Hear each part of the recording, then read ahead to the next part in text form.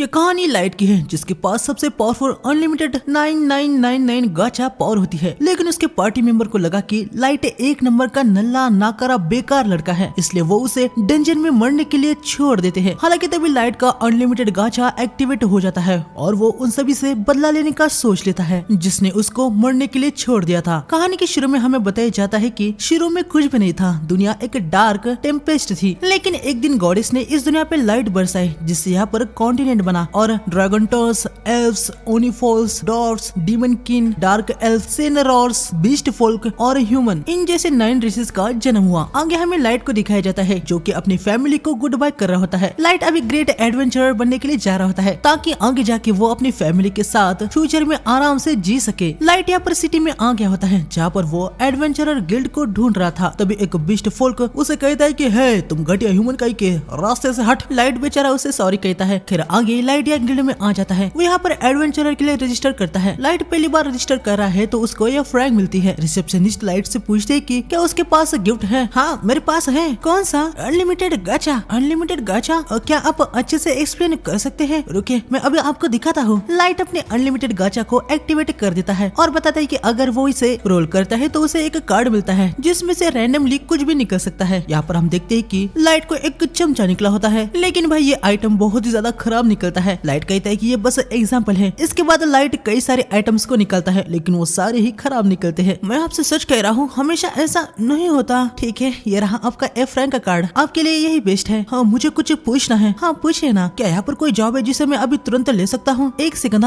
सबसे आसान जॉब यहाँ पर बुलेटिन बोर्ड पे पोस्ट किए जाते हैं, लेकिन हमें देखने को मिलता है कि लाइट को उतना अच्छे से पढ़ना नहीं आता और रिसेप्शनिस्ट भी ये बात समझ जाती है क्योंकि यहाँ पर ह्यूमन का लिटरेसी रेट काफी कम है। ठीक है जरा देखो।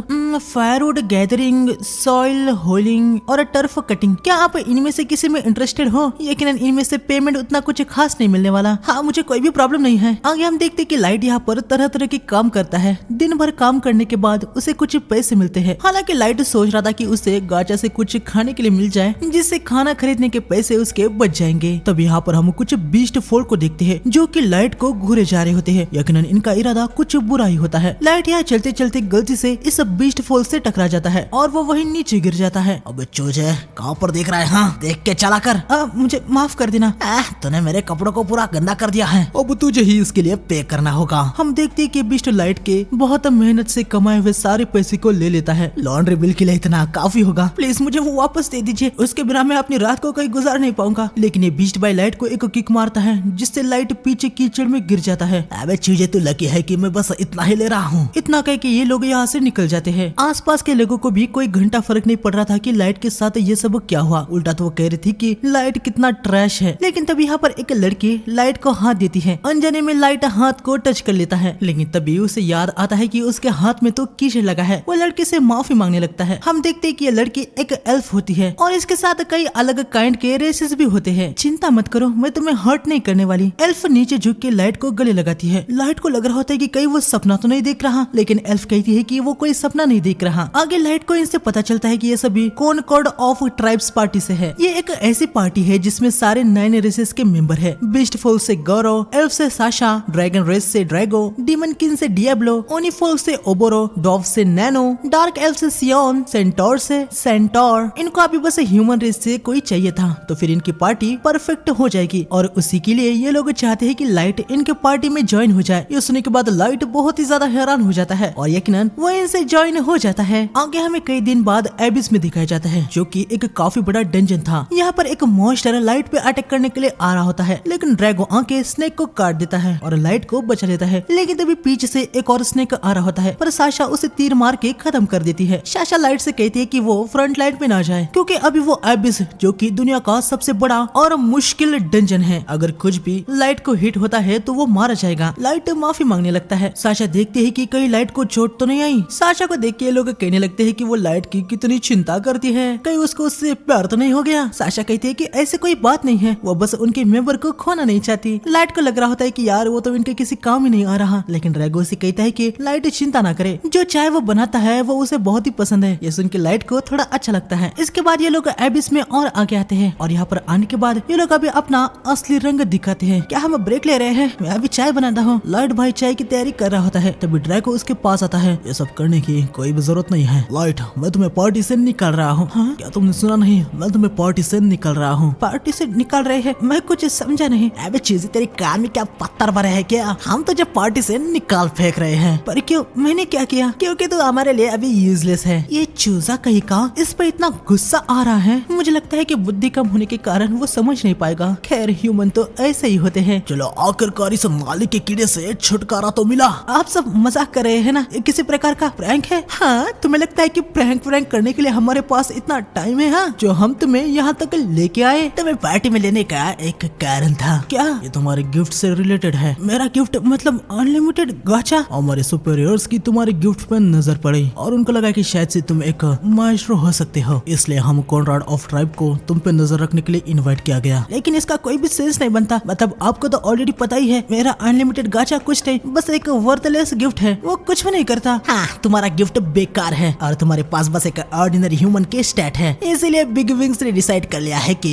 तुम माइस्ट्रो नहीं हो सकते। इसका मतलब यह है कि अब तुम हमारे लिए बस एक डेड वेट हो। सच कहो तो ट्रॉब्रास ने इसे जल्दी से डिसाइड कर लिया होता तो अच्छा होता। अरे यार, मुझे तो अभी राहत मिली है। भले अगर इसके पास ठीक ठाक लेवल का भी मास्टर ब्लड होता तो मुझे इसे शादी करनी पड़ती, लेकिन इसके जैसे घटिया ह्यूमन रेस वाले के साथ शादी करना, अरे बाप रे, इसके बारे में सोचने से ही मुझे डर लग रहा है। मैं तो बच गई। मास्टर टॉब्रास आखिर अब किसके बारे में बात कर रहे हैं? बात में तुमने कुछ ज्यादा ही उगल दिया। चढ़ा, क्या ही फर्क पड़ता है, क्योंकि अब तो ये चूजा खत्म होने वाला है। दूसरे एडवेंचर आने से पहले इसे खत्म कर दो। ये सुनने के बाद लाइट बहुत ही ज्यादा पैनिक हो जाता है। हमें ऑर्डर दिया गया है कि किसी भी छोटे से छोटे पॉसिबिलिटीज को अगर तुम्हारे अंदर दिखाई दी गई है तो तुम्हें जिंदा बिल्कुल नहीं छोड़ना है। गैरो लाइट पे अटैक कर देता है। लाइट के चेहरे पे चोट आ जाती है। लाइट बहुत ज्यादा पैनिक होके यहाँ से भागने लगता है, लेकिन साशा उसके पैर पे तीर मार देती है, जिससे लाइट नीचे गिर जाता है। उसे बहुत ही ज्यादा पेन हो रहा था। ह्यूमन को हंट करने का मुझे इसलिए मजा आता है। हाँ, उनकी रोने की आवाज मेरे कानों के लिए स्वीट म्यूजिक की तरह है। गैरो अंकी लाइट को एक किक मार देता है। इसके बाद वो फिर से उससे बहुत ही ज्यादा किक जड़ रहा होता है। बस बहुत हो गया क्या? लेकिन अभी तो मजा आना शुरू हुआ है। हम सब ने ऑलरेडी इस स्टोरी पे एग्री कर लिया है कि वो मॉन्स्टर के सरप्राइज अटैक से मारा गया है, तो उसे इंजर्ड करने की बजाय खत्म कर डालो। गैरो लाइट को खत्म करने के लिए जा रहा होता है। लाइट रेंगते रेंगते आगे बढ़ रहा होता है। मैं मरना नहीं चाहता। बेवकूफ कहीं के,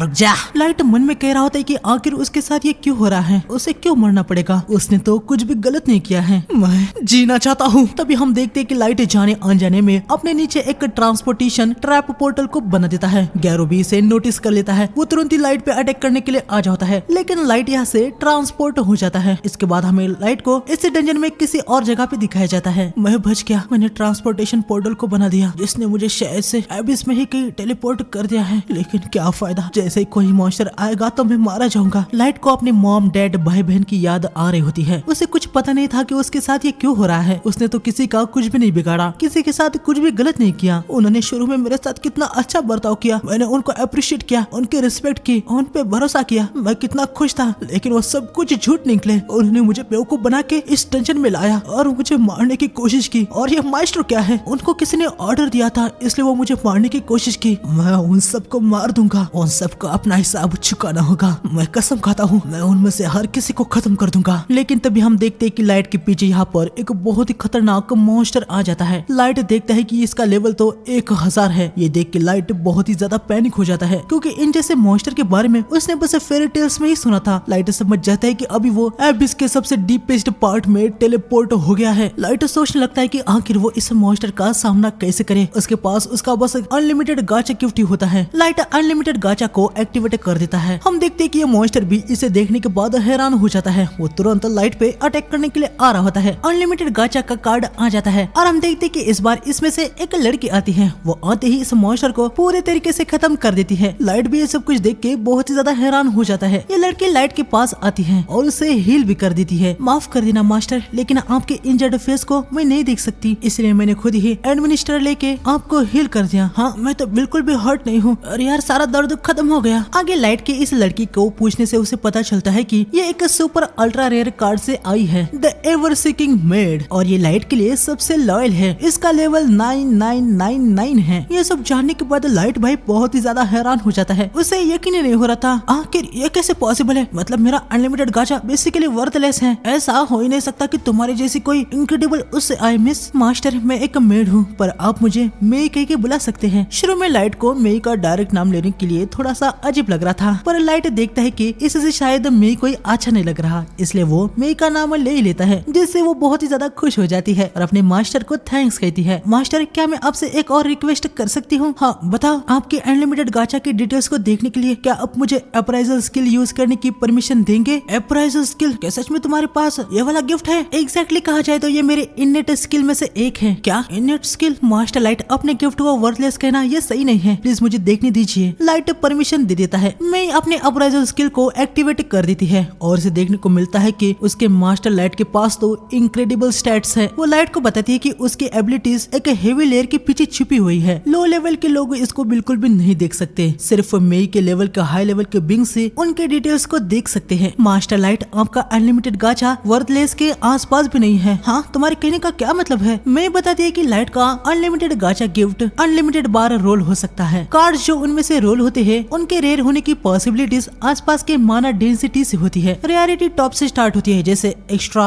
फिर super, ultra rare, triple S rare, double S rare, yes rare, rare, normal और एरर। सराउंडिंग माना डेंसिटी के बारे में लाइट समझ नहीं पाता। मैं बताती है कि इस दुनिया में माना हर तरफ फ्लो होता है, लेकिन माना की डेंसिटी सरफेस पे लो होती है। मतलब उसके जैसे सुपर अल्ट्रा रेयर कार्ड के सरफेस पे अपेयर होने के चांसेस लगभग 0 है, लेकिन यहाँ डंजन के डेप्थ में माना बहुत ही ज्यादा है। इसलिए लाइट यहाँ पर जो भी रोल करता है उसको रेयर कार्ड मिलने के बेहतर चांस है। मेरे को लग रहा होता है कि उसके मास्टर कितने होशियार है जो यहाँ आके अपने कार्ड को रोल किए ताकि वो अपने अनलिमिटेड गाचा के फुल पोटेंशियल का यूज कर सके। हालांकि मैं इस बात में भी सोच में पड़ गई थी कि अभी जो लाइट के स्टैट है उसे देखा जाए तो यहाँ तक आते हुए उनका कहीं मॉन्स्टर से सामना हुआ होगा, लेकिन लाइट यहाँ पर ऐसे बहुत ज्यादा घायल होकर नहीं आया है। खैर, मैं इसके बारे में सोचना बंद कर देती है। वो लाइट से कहती है कि अब से वो उसके साथ है तो उसे चिंता करने की कोई भी जरूरत नहीं है। हालांकि लाइट मई को सारी सच्चाई बता देता है। तुम गलत हो मई, खुद से अब इसमें आना, मैं इतना होशियार नहीं हूँ। मैं एक पार्टी के साथ आया था लेकिन उन्होंने मुझे धोखा दे दिया, मुझे स्लैशेस मारे, एरो मारा। मैं अपने खुद के फ्रेंड के हाथों ही मरने वाला था। उन्होंने कहा कि मेरा गिफ्ट कचरा है, मुझे एक बेकार ह्यूमन कहा। मैं बस अपने फैमिली के लिए यहाँ पर पैसे कमाने के लिए आया था। आखिर वो लोग मेरे साथ ऐसा कैसे कर सकते हैं? बस एक ह्यूमन हूँ इसलिए। उन्होंने जो दर्द दिया वो मैं कभी नहीं भूल सकता। शुरू में वो मेरे साथ बहुत अच्छे थे, लेकिन आगे उन्होंने ही मुझे मारना चाहा। उनको भुगतना होगा। मैं तब तक शांत नहीं बैठ सकता जब तक उनको उनके करतूतों की सजा ना मिले। मैं अपने मास्टर को गले लगाती है। मास्टर, मुझे माफ कर दीजिए, आपके सफरिंग के दर्द को मैं समझ नहीं पाई, लेकिन आप अभी चिंता मत कीजिए। मेरी पावर के साथ आपके साथ जिन्होंने भी बुरा किया है हम उनको नहीं छोड़ेंगे। प्लीज मुझे बस ऑर्डर दीजिए, मैं अभी उनको खत्म कर देती हूँ और उनके सर को आपके कदमों में ला कर रख देती हूँ। रुको मेरी, तुम ऐसा नहीं कर सकती। मैं जानती हूँ कि मास्टर आप दिल के बहुत ही अच्छे हैं, लेकिन उन लोगों ने आपके साथ जो किया है इसके बाद वो दया के हकदार नहीं है। ऐसा नहीं है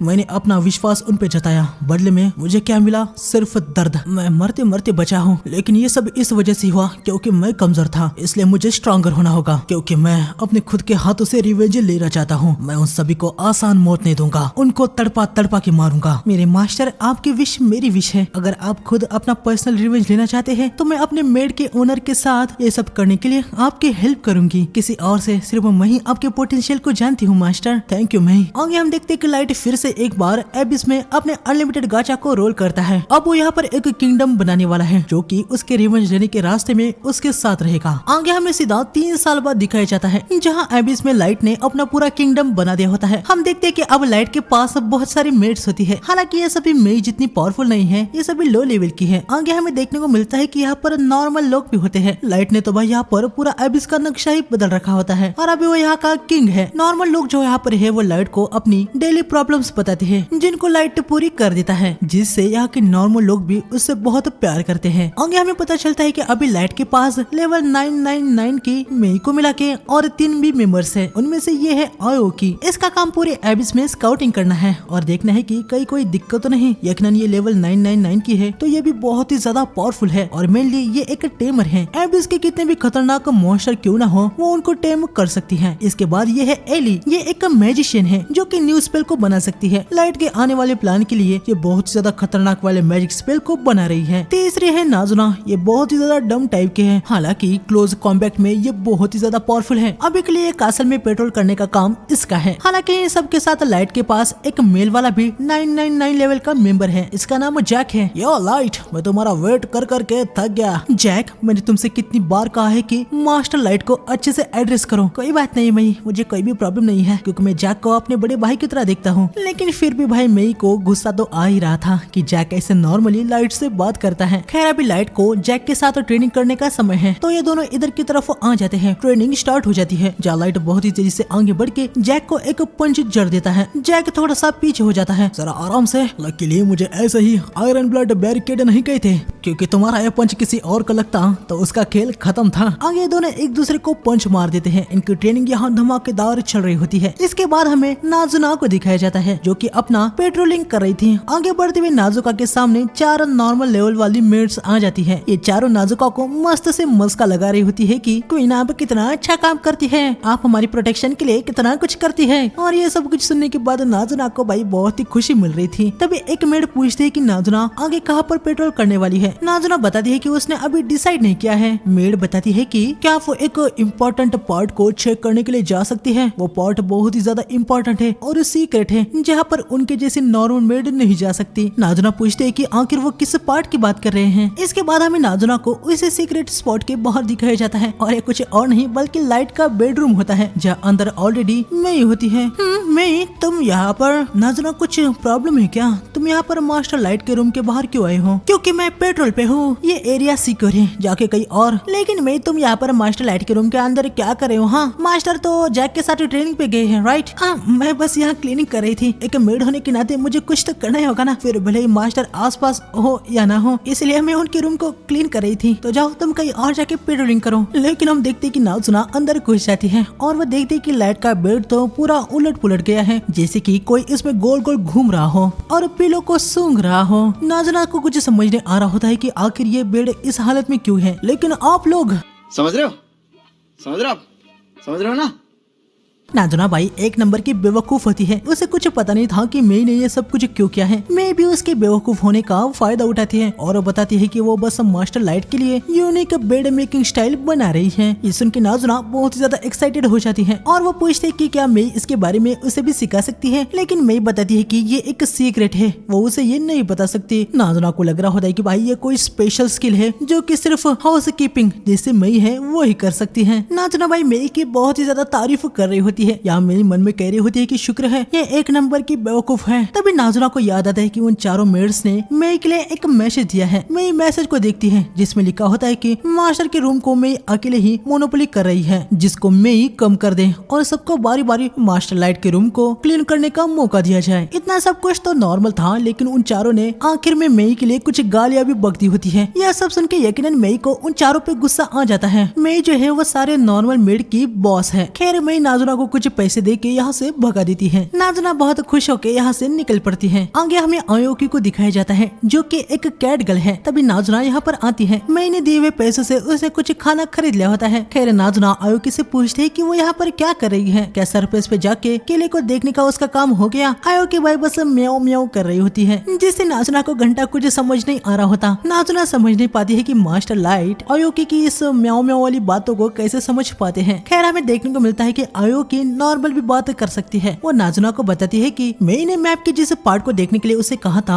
आयोकी ने उसे फिनिश कर दिया है। उसे कोई भी थ्रेड नहीं मिला है, बस उसकी रिपोर्ट देने के लिए वो यहाँ पर आई है। इसके बाद हमें थोड़ी देर बाद दिखाया जाता है जहाँ नाजुना यहाँ थ्रोन रूम में चेक करने के लिए आई होती है। उसे थोड़ा सा बुरा लग रहा होता है क्योंकि सुबह से वो अपना काम कर रही है, पर वो सुबह से आज मास्टर लाइट को देख नहीं पाई है। नाजुना थ्रोन के पास जाके चिपक जाती है और कहने लगती है कि मास्टर जब इन पे बैठते हैं तो वो कितने कूल लगते हैं। लेकिन तभी थ्रोन पे लगा हुआ एक स्टैचू का पार्ट नाजुका से टूट जाता है। नाजुका बहुत ही पैनिक हो जाती है, वो पार्ट को उठा लेती है। आगे हम देखते हैं कि नाजुना यहाँ से भाग निकलती है। उसने इस पार्ट को बस ऐसे ही लगा दिया होता है। यहाँ इनकी ट्रेनिंग खत्म हो जाती है और ये दोनों मस्त से नहाने के लिए बैठ जाते हैं। जैक बताता है कि लाइट अभी बहुत ही स्ट्रॉन्ग बन चुका है, अब इसमें बस कुछ ही मॉन्स्टर है जो अभी आपका सामना कर सकते हैं। मतलब सरफेस पे आपका सामना करने वालों के चांसेस और भी कम है, लेकिन जीरो नहीं।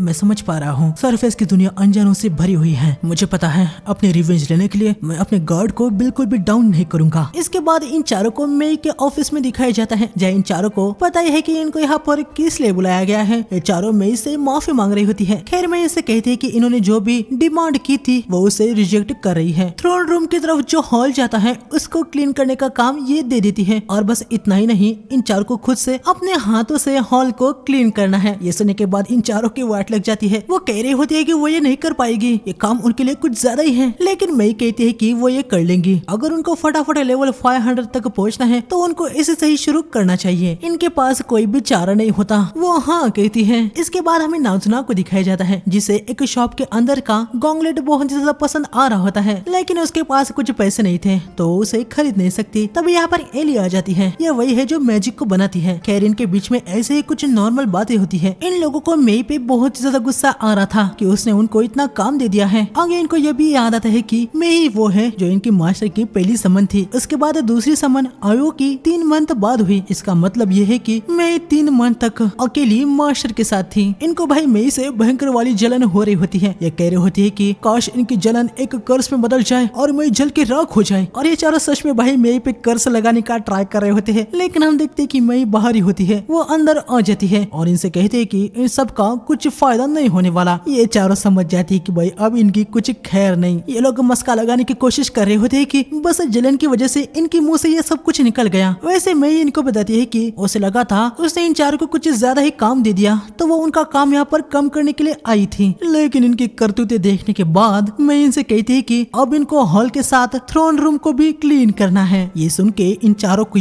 और भी ज्यादा वाट लग जाती है। आगे ये अपने साफ सफाई पे लग जाती है और यकीनन थ्रोन की सफाई करते वक्त नाजुका ने जो पार्ट जोड़ा था वो नीचे गिर जाता है, जिससे यकीनन ये लोग हैरान हो जाती है। अगले दिन लाइट इन सब के पास आता है। लाइट को देख के नाजुना बहुत ही खुश हो जाती है। लाइट भाई आयोकी को बड़े ही प्यार से सहला रहा होता है। एली पूछते है कि मास्टर आप ये क्या कर रहे हैं। लाइट बताते हैं कि आयोकी को रियल कैट की तरह ट्रीट करना उसे बहुत ही पसंद है। तभी हम देखते कि यहाँ पर वही हेल हॉर्स मॉन्स्टर आ जाता है। यकीनन लाइट अभी बहुत ही ज्यादा पावरफुल है, लेकिन उसका ट्रॉमा इसके प्रति पूरे तरीके से खत्म नहीं हुआ था। लेकिन अब लाइट अकेला नहीं है। एक बेकार मॉन्स्टर की मेरे मास्टर के सामने घोड़ने की हिम्मत कैसे हुई। मुझे लगता है कि इस ब्रीड को अब जीने का कोई राइट नहीं है। इसके प्रेजेंस से मास्टर अपसेट हुए हैं। इनको जितना जल्दी हो सके उतनी बुरी मौत देनी चाहिए। इन सभी का ऑरा देख के मॉन्स्टर भाई कुत्ता बन जाता है। लाइट इन तीनों को शांत करता है। हमें पता चलता है कि इस मॉन्स्टर को ऑलरेडी आयोकी ने टेम कर दिया था। खैर आगे लाइट मेन पॉइंट पे आता है। वो इन सभी को बताता है कि अब उसके प्लान को अंजाम देने का समय आ चुका है। उनकी पार्टी अब सरफेस पे जाने वाली है। ये सुनने के बाद ये तीनों बहुत ही ज्यादा खुश हो जाती हैं। इसके बाद हमें गारो को दिखाया जाता है, जहाँ पर सभी उसकी वाह वाह कर रहे होते हैं। गारो को भी ये बहुत ही ज्यादा अच्छा लग रहा था कि लोग उसे ऐसे प्राइज कर रहे हैं। हमें यहाँ पर पता चलता है कि गारो अब यहाँ पर बीस्ट टेरिटरी का किंग जैसा ही बन चुका है। तभी आगे बढ़ते समय गारो को एक ह्यूमन दिखता है जो कि कचरे में से कुछ ढूंढ रहा होता है। गारो उस लड़की को नीचे गिरा देता है और कहता है कि उसकी नजर से वो हट जाए। इसके बाद गारो अपनी पलटन के साथ एक बार में आता है, जहाँ पर वो मजे से ड्रिंकिंग कर रहा था। वो अपने मन में कहता है कि 3 साल पहले जो उसे जॉब मिला था उसे कभी भी नहीं लगा था कि उससे उसको इतना फेम मिल जाएगा। वैसे शुरू में गारो थोड़ा सा पैनिक था क्योंकि लाइट टेलीपोर्ट हो गया था और उनको उसकी बॉडी नहीं मिली थी, लेकिन अभी गारो को पूरा यकीन था कि लाइट मर गया होगा। खैर तभी हम देखते कि यहाँ पर मई आती है। पार्टी में इंटरप्ट करने के लिए मुझे माफ कर दीजिए, क्या आप कॉनकॉर्ड ऑफ ट्राइब के फॉर्मर मेंबर गारो है? हाँ मैं ही गारो हूँ, क्या बात है? मेरा नाम मई है और मैं मास्टर लाइट की एक लॉयल मेड हूँ। क्या मास्टर लाइट? मैं यहाँ पर गारो को सब कुछ झूठ बोल रही होती है कि लाइट एक नोबेल है और वो उसे यहाँ पर ढूंढने के लिए आई है। ये सुनने के बाद गारो काफी ज्यादा हैरान हो जाता है क्योंकि जिन्होंने उनको लाइट को खत्म करने के लिए कहा था उन्होंने उनसे ये कभी नहीं कहा था कि लाइट एक नोबेल है। गारो को मई पे थोड़ा सा शक हो रहा था कि मई झूठ बोल रही है, लेकिन मई गारो को मैनिपुलेट कर देती है कि वो उसको सब कुछ सच बता रही है। मई कहती है कि उसने पूरी दुनिया भर में लाइट को ढूंढा लेकिन वो उसे मिला नहीं। उसे पता चला कि लाइट यहाँ पर एबिस पे मारा गया है। मई लाइट से पूछती कि क्या वो मई को उस जगह पे ले जा सकता है जहाँ पर लाइट लास्ट टाइम था, लेकिन गारो कहता है कि उसके लिए वहाँ एबिस में जाना रिस्क हो सकता है। तभी मई गोल्ड से भरे हुए एक बैग को दिखाती है। इतना सारा गोल्ड को देखने के बाद सभी हैरान हो जाते हैं। गारो मन में कह रहा होता है, क्या सच में लाइट एक नोबेल है? बस इस लड़की को वहाँ तक ले जाने के लिए मुझे इतना सारा गोल्ड मिल रहा है, या फिर ये कोई ट्रैप है? खैर लेकिन एक ह्यूमन लड़की मेरा क्या ही उखाड़ लेगी। गारो मई को वहाँ तक ले जाने के लिए एक्सेप्ट कर लेता है। वो दिखावा कर रहा होता है कि वो सब ये पैसों के लिए नहीं कर रहा है। लाइट तो उसका बहुत ही ज्यादा अच्छा दोस्त था, इसलिए वो मई की हेल्प कर रहा है। यहाँ पर गारो अपने मन में कह रहा होता है कि वो इस लड़की को डंजन के डीप में ले जाके इसके साथ मजे भी करेगा। आगे सभी एबिस के डंजन में आ जाते हैं। मैं यहाँ पर ऐसा दिखा रही थी कि वो चल चल के बहुत ही ज्यादा थक गई है ताकि उस पे जरा सा भी शक न हो। या गारो मन में कह रहा होता है कि तुम बस और जरा सा वेट करो, फिर देखो कि मैं तुम्हारे साथ क्या करता हूँ। आगे लोग वहाँ पर आ जाते हैं जहाँ पर गारो ने लाइट को बहुत ही ज्यादा पीटा था। गारो में इसे कह रहा होता है कि कुछ मॉन्स्टर का झुंड अचानक से ही आ गया और उन्होंने लाइट पे अटैक कर दिया। लाइट को बहुत ही ज्यादा स्लैशेस लग गए थे। फिर अचानक से वो टेलीपोर्टेशन ट्रैप में फंस गया और उन्होंने उसे फिर कभी भी नहीं देखा। गारो यहाँ पर अपने बंदों को रास्ता ब्लॉक करने का इशारा देता है। वो लोग रास्ते को ब्लॉक कर देते हैं। तभी मैं यहाँ पर अपना असली पहचान दिखाती है। तुम धोखेबाज लोगों ने उनको यहाँ पर लाया और बेरहमी से मारा। अगर मैं बस थोड़े पहले उनके सर्विस में आती तो मैं तुम लोगों को इतना मारती कि तुम लोग मरने के लिए अपनी भीख मांगते। तुम लोगों ने उनको एरो मारा। मैं बर्दाश्त नहीं कर पा रही। मैं बहुत ही ज्यादा रेंज में आ गई होती है। गारो उससे दूर हो जाता है। वो सोच रहा होता है कि इस लड़की को इनके सच के बारे में कैसे पता। सिर्फ कॉनकॉर्ड ऑफ ट्राइब और जिन्होंने उनको ऑर्डर दिया था बस उनको ही इसके बारे में पता था। गारो में से पूछता है कि वो कौन है और वो किसके लिए काम करती है। क्या वो कोई स्पाई है? मैं अपने ऑरा को दिखाती है जिससे इन सब की वॉट लग जाती है। गारो मन में कह रहा होता है कि ये तो बस एक ह्यूमन ही है। मुझे इससे डर क्यों लग रहा है? गारो को यहाँ पर लग रहा होता है कि अब तो वो मरने ही वाला है। तभी हम देखते हैं कि लाइट यहाँ पर आ जाता है और वो मेई को रुकने को कहता है और बताता है कि गारो के साथ खेलने का अब उसका टाइम है। मैं यहाँ पर रुक जाती है। गारो यहाँ पर लाइट को देखने के बाद पूरी तरीके से हैरान रह जाता है। नामुमकिन, ये कैसा हो सकता है? तुम तो मर चुके थे। कैसे हो गारो? 3 साल पहले जो तुमने मुझे दिया था मैं यहाँ पर तुम्हें उसका पे बैक करने के लिए आया हूँ, वो भी इंटरेस्ट के साथ। गारो के चमचे उसे पूछने लगते हैं कि बॉस क्या आप उस लड़के को जानते हो? गारो यहाँ पर हंस रहा होता है। मुझे नहीं लगा ताकि तुम जिंदा होगे। क्या कहा तुमने? यहाँ पर पे बैक करने के लिए आए हो? एक लेवल 15 का चूजा मेरे जैसे 150 लेवल के 20 का क्या ही उखाड़ लेगा? हाँ खैर मैं जानता नहीं कि तुम जिंदा कैसे बच गए, लेकिन मेरे सामने आके तुमने बहुत ही बड़ी गलती कर दी है, क्योंकि तुम्हें मार के जब मैं तुम्हारी बॉडी ले जाऊंगा फिर मैं बीस्टफुल का किंग बन जाऊंगा। क्या तुम क्यूरियस नहीं हो कि मैं जिंदा कैसे हूँ और मैं का मेरे साथ क्या कनेक्शन है? बात तो सही है। मैं नहीं जानता कि तुम्हारी ये क्रीपी गर्लफ्रेंड कितनी स्ट्रॉन्ग है, लेकिन क्या ही फर्क पड़ता है। ह्यूमन कुछ भी नहीं कर सकते और बात जब हमारे जैसे बीस्ट की हो तब तो कुछ भी नहीं। मेरे सारे लड़के 130 से ज्यादा लेवल के हैं। हम सब मिलके तुम्हें यहाँ पर कुचल देंगे। तुम कुछ नहीं, बस एक ऑर्डिनरी ह्यूमन हो जिसके पास वर्थलेस गिफ्ट है। मैं यकीन के साथ कह सकता हूँ कि तुम बस लक और इस लड़की की वजह से सरवाइव कर सके। हाँ तुम जो कह रहे हो वो गलत नहीं है। गारो अपने 2 बीस्ट को लाइट पे अटैक करने के लिए भेजता है, लेकिन मई बहुत ही तेजी से आके उनके सर को काट देती है और बीस्ट यहाँ पर खत्म हो जाते हैं। कोई भी मेरे मास्टर को थ्रेट करने की कोशिश करेगा तो वो बच नहीं पाएगा। मैं उन सबको काट दूंगी। मैं तुम्हारा शुक्रिया। अब तुम एग्जिट को ब्लॉक कर दो। मैं जाके एग्जिट को ब्लॉक कर देती है। यहाँ पर बीस्ट फोल्क बहुत ही ज्यादा पैनिक हो गए होते हैं। अबे चल गुजर, डरो मत, वो बस एक सीक्रेट ट्रिक थी। वो बेकार ह्यूमन और फिर से इस ट्रिक से हमें बीट नहीं कर पाएंगे। गारो तुम अभी भी जरा से भी नहीं बदले है ना। ह्यूमंस को तुम बहुत ही ज्यादा कमजोर समझते हो। क्या तुमने अपने आप को कभी कमजोर कंसिडर नहीं किया? हाँ ह्यूमन लूजर्स होते हैं, उनके पास बस टिल्लू भर माना होता है। तुम लोगों का लेवल एकदम ट्रैश होता है। ये देखो असली लेवल क्या होता है। गारो दिखाता है कि अभी उसका लेवल 158 होता है। गारो कह रहा होता है कि फूड चेन में वो ह्यूमन से बहुत ज्यादा अपर है, तो एक ह्यूमन का उनको हराना नामुमकिन है। लाइट पूछता है कि अगर ऐसा है तो तुम्हारी इन मेंस का सर यहाँ पर जमीन पर क्या कर रहा है? गारो कह रहा होता है कि तुमने कोई मैजिक आइटम का यूज कर लिया होगा। गारो अपने सारे बंदों के साथ लाइट पे अटैक कर देता है, लेकिन लाइट उन सबको एक ही अटैक में पटक देता है। क्या हुआ, बस इतना ही कर सकते हो? गारो को भाई बहुत ही ज्यादा गुस्सा आ जाता है। वो पीछे जाके एक समन आइटम का यूज करता है, जिससे यहाँ पर एक लेवल 500 का फेंड्रिन आ जाता है। चूजे अब ये तुम्हें खत्म कर देगा। क्या बस 500 लेवल का? इतना कमजोर? क्या डर से तुम्हारा दिमाग काम करना बंद कर दिया है क्या? चलो अब अपने लाइफ के लिए भीख मांग, जैसे कि तूने 3 साल पहले मांगी थी। जितना भी दम है पूरी जान लगा के अटैक करो। मैं प्रॉमिस करता हूँ कि मैं अपनी जगह से हिलूंगा तक नहीं। तुम्हें लग रहा है कि ये मजाक है? ठीक है, अब मैं तुम्हें पूरे तरीके से खत्म कर दूंगा। फेंड्रिन अटैक करता है। गारो को लग रहा होता है कि लाइट तो पूरे तरीके से वाइप आउट हो गया होगा, लेकिन वो बहुत ही ज्यादा हैरान हो जाता है, यकीनन क्योंकि लाइट को कुछ भी नहीं हुआ होता। गारो के चमचे कह रहे होते हैं कि आखिर वो उस अटैक को कैसे झेल पाया। उसके पास इतनी ताकत है कि उसने लेवल 500 के मॉन्स्टर के अटैक को इतने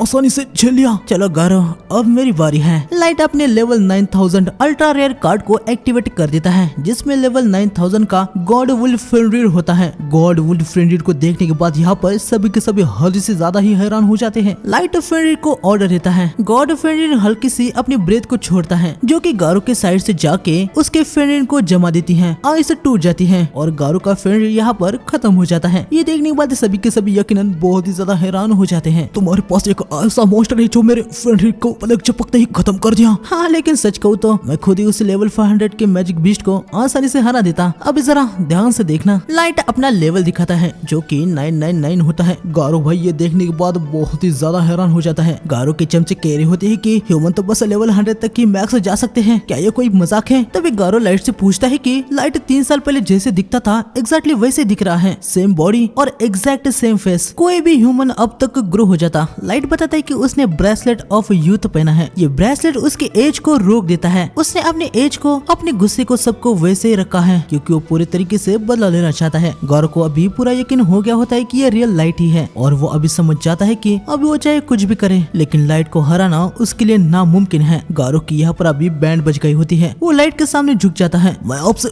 माफी मांगता हूँ, मेरे पास कोई भी चॉइस नहीं थी, मुझे ऑर्डर को मानना ही पड़ा था। मैं कभी भी आपको हर्ट नहीं करना चाहता था। यहाँ तक आज की स्कीम भी मेरी नहीं है, ये सब इन लोगों का ही प्लान था, इसमें मेरा कोई भी हाथ नहीं है। ये सुनते ही गौरव की चमचे उसे कह रहे होते कि गौरव ऐसे झूठ कैसे बोल सकता है। यहाँ पर आने और जो कुछ भी प्लान था वो सब कुछ गौरव ने ही तो बनाया था। गौरव उनको चुप करता है। मास्टर लाइट प्लीज मुझे माफ कर दीजिए, मुझे तुमसे कुछ पूछना है। हाँ बिल्कुल पूछिए। ये जो मास्टर चीज है इसके बारे में तुम्हें जो कुछ भी पता है वो मुझे सब कुछ बताओ।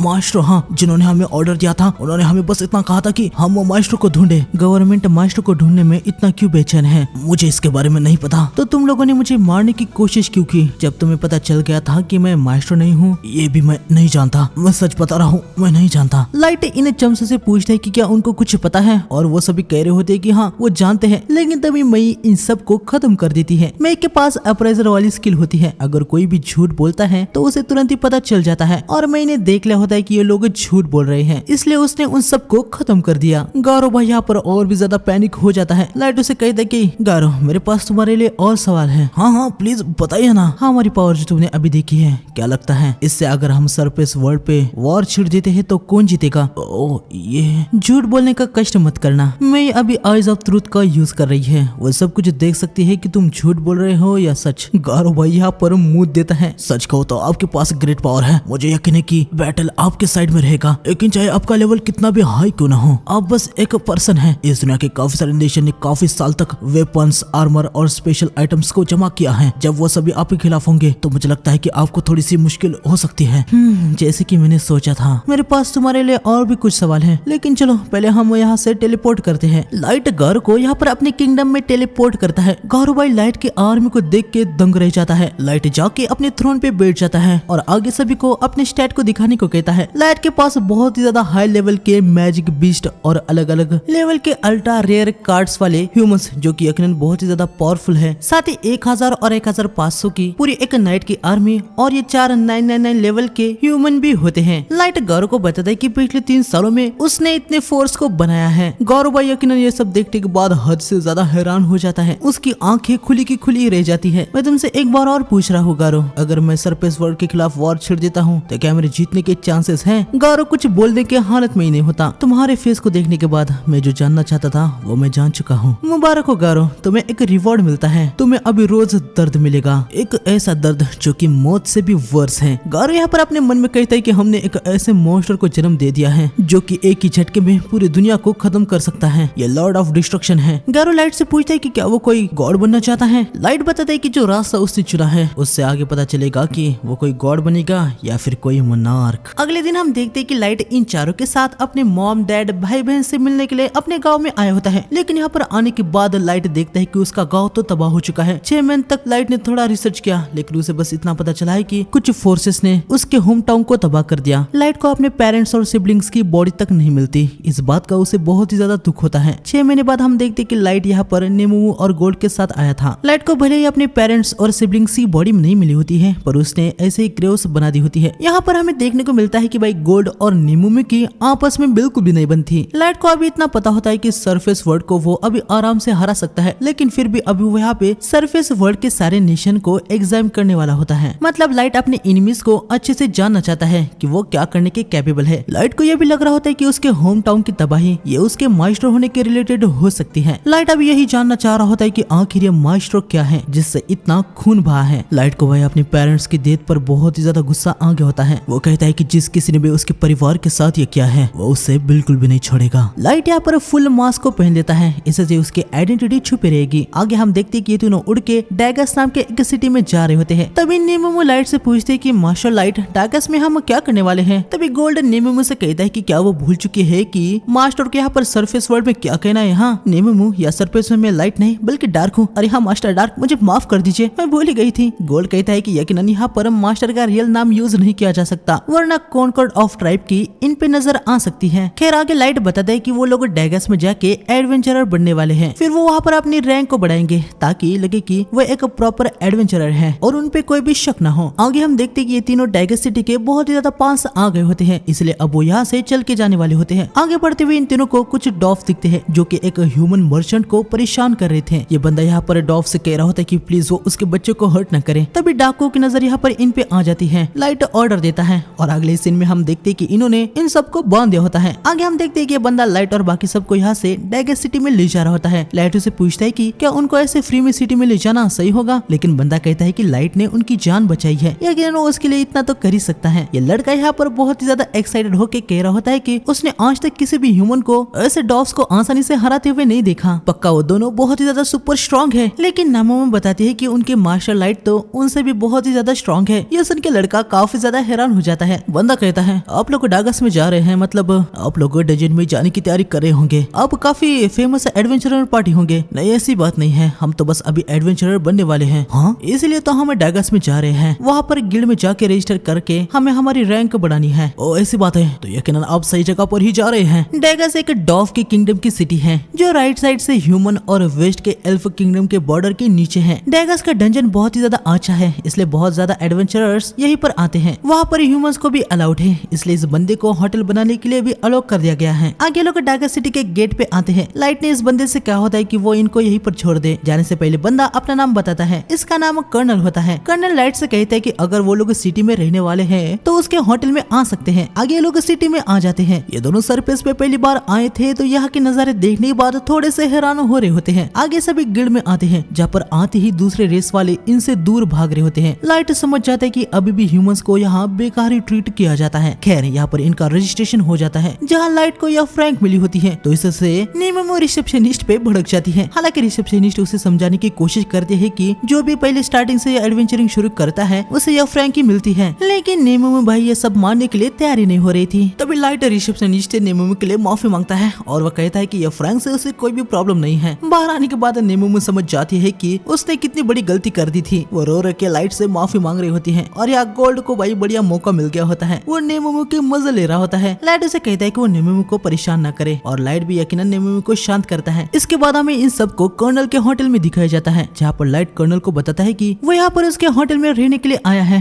कर्नल भाई इससे बहुत ही ज्यादा खुश हो जाता है। वो लाइट से कहता है कि अगर आपको कुछ भी चाहिए तो बेझिझक मुझसे मांग सकते हैं। अगर ऐसी बात है तो मेरी कुछ रिक्वेस्ट है। हाँ बिल्कुल बताइए ना। मैं पूरे टॉप फ्लोर को 1 मंथ के लिए रेंट पे लेना चाहता हूँ और तब तक मैं चाहता हूँ कि वहाँ पर कोई भी ना आए, यहाँ तक आपका स्टाफ भी नहीं। लाइट कर्नल को बहुत सारे गोल्ड कॉइन देता है और वो कह रहा होता है कि उसके पास अभी इतने ही है, लेकिन कर्नल कहता है कि आपने हमारी जान बचाई है, मैं आपसे पैसे नहीं ले सकता, प्लीज मेरी से एक और रिक्वेस्ट समझ के ले लीजिए। कर्नल लाइट की बात मान ही लेता है। आगे टॉप फ्लोर पे आने के बाद लाइट यहाँ पर साइलेंट, जैमिंग और डिटेक्शन मैजिक कार्ड्स को लगा देता है। इनको लगाने के बाद अब वो पूरी तरीके से यहाँ पर हिडन रहेगा। लाइट इन दोनों से कहता है कि अब वो आराम कर सकते हैं, लेकिन तभी नेमो कह रहे होते हैं कि लाइट अंडरग्राउंड चला जाए। वो लोग यहाँ पर सवाल लेंगे। नेमो को पता होता है कि लाइट बहुत ही ज्यादा स्ट्रॉन्ग है, लेकिन सरफेस के बारे में उनको भी कुछ पता नहीं है कि यहाँ पर कितनी स्ट्रॉन्ग इनमी है, तो उसे बस लाइट की चिंता हो रही थी कि कहीं वो हर्ट ना हो जाए। लेकिन लाइट यहाँ पर नेमो से कहता है क्या तुम मुझे अपने रिवेंज लेने से मना कर रही हो। लाइट को भाई बहुत ही ज्यादा गुस्सा आ जाता है। नेमो बताती है कि उसके कहने का ये बिल्कुल भी मतलब नहीं था। नेमो लाइट से बहुत ही ज्यादा माफी मांगने लगती है। खैर तभी गोल्ड माहौल को संभाल लेता है। वो कहता है कि हमारे मास्टर खुद अपने हाथों से रिवेंज लेना चाहते हैं बिना किसी मिडल मैन के। लाइट भी यहाँ पर जरा शांत हो जाता है और वो नेमो से माफी मांगता है। माफ करना नेमो, मैं जानता हूँ कि तुम बस मेरी चिंता कर रही थी, लेकिन मेरे इमोशंस ने मेरे ऊपर कब्जा ले लिया। नेमो कहती है कि गलती उसकी भी है, उसे माफी मांगने का एक मौका दिया जाए। लाइट हाँ कह देता है, लेकिन हम देखते हैं कि नेमो लाइट के पैर को चूमने लगती है और उससे माफी मांगती है। खैर अगले दिन हम देखते हैं कि ये लोग डंजन में जाने के लिए आते हैं। यहाँ पर काफी बड़ी लाइन होती है। गोल्ड कहता है कि यहाँ पर तो एक भी एल्फ नहीं दिख रहा। लाइट उसे बताता है कि एल्फ और डॉर्फ के बीच में इस बात पे मसला चल रहा है कि इस डंजन का ओनर कौन सा किंगडम है। खैर तब यहाँ पर 2 बंदे आते हैं जो कि लाइन के बीच में घुस जाते हैं। यहाँ पर एक 4 ह्यूमंस की एडवेंचरर पार्टी होती है। बंदे इनके सामने आगे होते हैं। ये लोग समझ नहीं पा रहे थे कि अब वो क्या करे, कुछ कहेंगे तो इनको ही खतरा हो सकता है। तभी लाइट उस बंदे से कहता है, ओए हुडी वाले, तुम लाइन में घुस गए हो, ये ठीक नहीं है। क्या तुम मुझसे बात कर रहे हो? मुझे दूसरा कोई लाइन में घुसने वाला नहीं दिख रहा। तुम्हें पता भी है कि तुम किससे बात कर रहे हो? हाँ मुझे कैसे पता होगा? तुमने अपने फेस को पूरी तरीके से ढक लिया है। अगर मैं एज्यूम करूँ कि तुम कोई फेमस हो, फिर तो ये और भी ज्यादा बेकार बात है कि तुम ऐसे लाइन में घुस गए। गोल्ड कहता है कि मेरे लॉर्ड डार्क बिल्कुल सही कह रहे हैं, इससे तो तुम्हारी रेपुटेशन खराब हो जाएगी। ओए चल लाइन से निकल। क्या तू गधा है क्या? तुझे इतना भी पता नहीं है कि लाइन कैसे काम करती है? चल निकला वहाँ से। ये सब सुन के इस बंदे को बहुत ही ज्यादा गुस्सा आ जाता है। वो लाइट और बाकियों पे अटैक करने के लिए जा रहा होता है, लेकिन उसके साथ वाला बंदा उसे रोकता है। वो कहता है कि शांत रहो, यहाँ पर बहुत पब्लिक है, यहाँ पे मसला करना ठीक नहीं है, वैसे भी आपने बहुत ही ज्यादा खतरनाक शॉट पकड़े रखी है। बंदा शांत हो जाता है और चुपचाप लाइन में से पीछे जाने लगता है। हालांकि जाने से पहले वो लाइट से कहता है कि वो उसे छोड़ेगा नहीं। सारे ह्यूमंस यहाँ पर लाइट और उन दोनों की बहुत ही ज्यादा तारीफ कर रहे होते हैं कि भाई उन्होंने ये कदम उठाया। ये सभी आके लाइट को थैंक्स कहते हैं। लाइट इनसे कहता है कि थैंक्स की कोई भी जरूरत नहीं है, उसने तो जो गलत हो रहा था उसके खिलाफ बस आवाज उठाई है। ये लोग समझ जाती है कि भाई लाइट बहुत अच्छा पर्सन है। तब यहाँ इनके पास एक मेंबर इसको चुल मच जाती है। वो पूछता है कि क्या गोल्ड का पूरा आर्मर सच में गोल्ड से बना हुआ है? और यहाँ पर हमें देखने को मिलता है कि भाई सिर्फ इस बंदे को ही नहीं, यहाँ पर सभी लोग ये जानना चाह रहे होते हैं। गोल्ड बताने के लिए जा रहा होता है, लेकिन नेमो बताती है कि बिल्कुल भी नहीं, ये आर्मर पूरा फेक है। खैर तब ये बंदा समझ जाता है कि लाइट यहाँ पर डंजन में पहली बार ही जा रहा है, क्योंकि लाइट के पास कोई भी इक्विपमेंट नहीं है। डंजन के अंदर जो भी फ्लोर्स होते हैं वो बहुत ही ज्यादा महंगे होते हैं, इसलिए एडवेंचरर डंजन के अंदर अपना कैंप बनाने के लिए खुद ही इक्विपमेंट लेके जाते हैं। ये सब बताने के लिए लाइट बंदे को थैंक्स कहता है। हालांकि लाइट को इक्विपमेंट की कोई प्रॉब्लम नहीं थी, क्योंकि उसके पास आइटम बॉक्स था। इस पार्टी का अंदर जाने का समय आ जाता है। ये लोग अंदर चले जाते हैं। उन लोगों के बाद इनका ही नंबर होता है और ये भी अंदर आ जाते हैं। डंजन में आने के बाद लाइट कहता है कि अब इसके बाद पहली बार वो दूसरे डंजन में आया है। ये डंजन में काफी बड़ा है। आगे सभी डंजन के फ्लोर में आ जाते हैं, जो कि बिल्कुल एक अलग ही दुनिया होती है। लाइट बताता है कि डंजन के कोर का माना यहाँ पर सारे मॉन्स्टर को और ट्रैप्स को जन्म देता है। डंजन के अंदर अपनी एक अलग ही दुनिया होती है। आगे लाइट फ्लाइंग, काउंसिल और सुपरविजन इन कार्ड का यूज करके सभी ये लोग आगे बढ़ रहे होते हैं। इसके बाद हमें इस बंदे को दिखाया जाता है। हम देखते हैं कि अपनी स्वॉर्ड का यूज करके यहाँ पर ये कुछ मॉन्स्टर को खत्म कर देता है। ये बंदा एक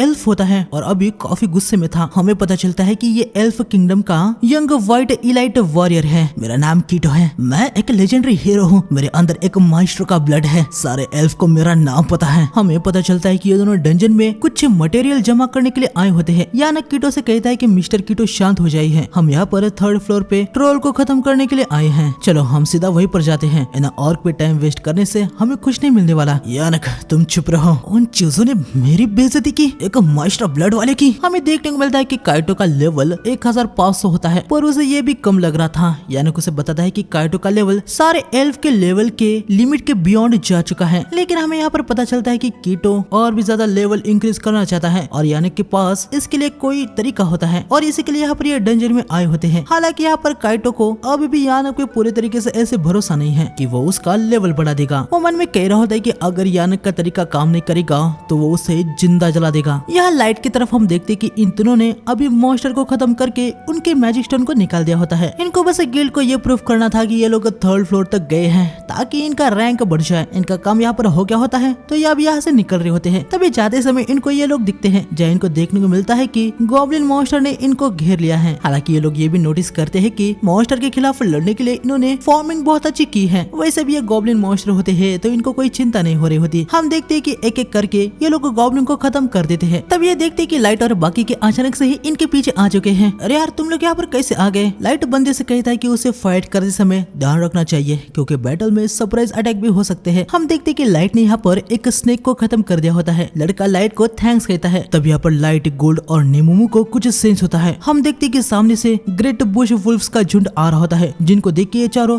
काफी हैरान हो गए होते हैं। लेकिन लाइट कहता है कि ये प्रॉब्लम की बात नहीं है। हम देखते हैं कि ये वुल्फ्स इनको कुछ भी किए बिना यहाँ से भाग जाते हैं। तभी हम देखते हैं कि उन वुल्फ किसी से बच के भाग रहे होते हैं और ये एक बड़ा सा मेंटिस होता है, जिसे देख के यकीनन इन चारों की पूरी तरीके से बैंड बच जाती है। वो कह रहे होते हैं कि यह कैसे मुमकिन है, ये जायंट मेंटिस तो 10 साल पहले ही खत्म हो चुके थे। ये लोग जानते हैं कि वो इस मेंटिस को नहीं हरा सकते, लेकिन फिर भी वो कोशिश करने का सोच लेते हैं। हालांकि लाइट इनसे कहता है कि वो लोग यहाँ से निकल जाए। लाइट और उसके मेंबर्स इस मेंटिस को हरा देंगे, लेकिन यकीनन ये अच्छे लोग होते हैं और अच्छे लोग हमेशा से ही कहाँ पीछे हटते हैं। मेंटिस इन पे अटैक करने के लिए आ रहा होता है। गोल्ड जाके उससे भिड़ जाता है। हम देखते कि मेंटिस गोल्ड को काफी अच्छी टक्कर दे रहा होता है। गोल्ड पीछे आ जाता है और वो लाइट को बताता है कि मेंटिस का लेवल कम से कम 500 होगा। उसके नॉर्मल अटैक उस पे स्क्रैच भी नहीं लगा रहे। लाइट फायर एरो से अटैक करता है, लेकिन मेंटिस उसे ब्लॉक करके लाइट पे ही रिफ्लेक्ट कर देता है। लाइट पीछे हो गया होता है। अरे यार वो लोग कुछ नहीं कर पा रहे, मिया उनको अपने मैजिक से बैकअप दो। अरे भाई तूने देखा नहीं क्या अभी उसने क्या किया? उसने एक कॉम्बैट क्लास के स्पेल को बिना इंचार्टेशन के काश कर दिया। यार तुम लोग कैसे हैरान नहीं हो सकते? यकीनन भाई ये लोग कहाँ पर हैरान हो गए, इनको मैजिक के बारे में कुछ पता ही नहीं था। इलियो अपनी बहन से कहता है कि क्या सच में ये बहुत बड़ी बात है क्या? तभी गोल्डन से कहता है कि तुम लोगों को चिंता करने की बिल्कुल भी जरूरत नहीं है। अब देखोगे एक नाइट बैटल में कैसे फाइट डिसाइड करता है। मैंटिस यहाँ गोल्ड पे अटैक करता है, लेकिन इस बार गोल्ड अपनी फुल पावर से शील्ड को सामने लाता है, जिससे मैंटिस का हाथ टूट जाता है। इसके बाद गोल्ड जाके स्ट्राइक मारता है और मैंटिस के एक और हाथ को काट देता है। ये देखने के बाद ये चारों बहुत ही ज्यादा हैरान हो जाते हैं। लाइट यहाँ पर कहता है कि अब उसकी बारी है। लाइट फिर से फायर एरो से अटैक करता है। इस बार वो एक साथ काफी सारे एरो से अटैक करता है। मैंटिस फिर से इनको रिफ्लेक्ट करता है, लेकिन लाइट ने इस बार एरोस को कंट्रोल ले लिया होता है। एरोस